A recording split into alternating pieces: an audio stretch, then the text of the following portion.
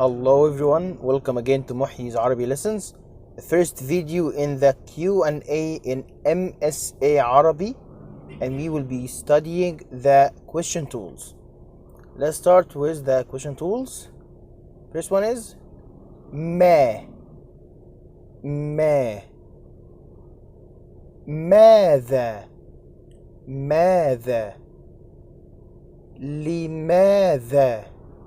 لماذا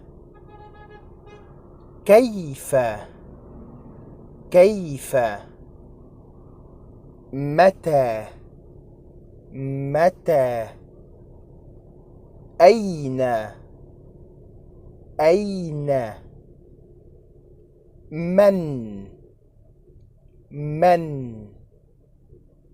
كم هل This is it. See you next time. مع السلامة.